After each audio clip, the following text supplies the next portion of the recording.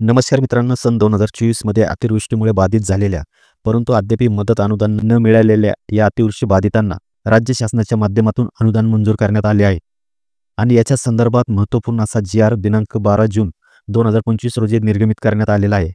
या जी.आरच्या माध्यमातून राज्यातील 32 जिल्ह्यातील अतिवृष्टीमुळे बाधित झालेल्या नागरिकांना मदतीचे वितरण करण्यासाठी मंजुरी देण्यात आलेली आहे।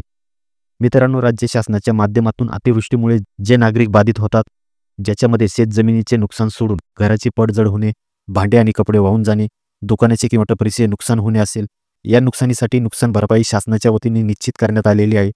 आणि हीच नुकसान भरपाई बऱ्याचशा नागरिकांना वितरित करण्यात आलेली नव्हती।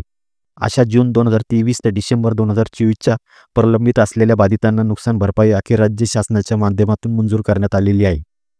मित्रांनो, या जी.आरमध्ये आपण पाहू शकता 2023 ते डिसेंबर 2024 या कालावधीमध्ये शेतजमीन आणि शेती पिके याचे नुकसान वगळता इतर मालमत्ता व इतर नुकसानीकरता मदत देण्याकरिता शासनाच्या माध्यमातून हा निधी मंजूर करण्यात आलेला आहे। या कालावधीमध्ये नुकसान भरपाईसाठी वेगवेगळे प्रस्ताव सादर करण्यात आलेले होते आणि या प्रस्तावाच्या आधारेच ही मदत देण्यात आलेली आहे।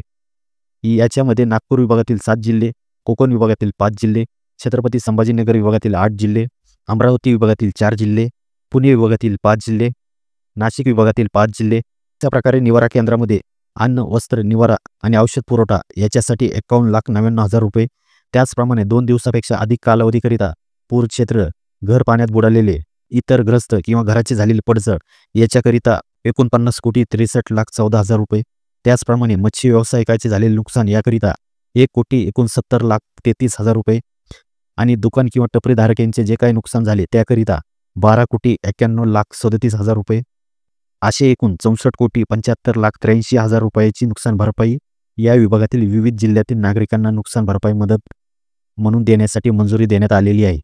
तर मित्रांनो, अशा प्रकारे बऱ्याच दिवसापासून मदतीच्या प्रतीक्षेत असलेल्या या बाधित नागरिकांना मदत निधीच्या माध्यमातून दिलासा मिळणार आहे। तर अशा प्रकारे मित्रांनो, हा महत्त्वपूर्ण असा व्हिडिओ होता। धन्यवाद।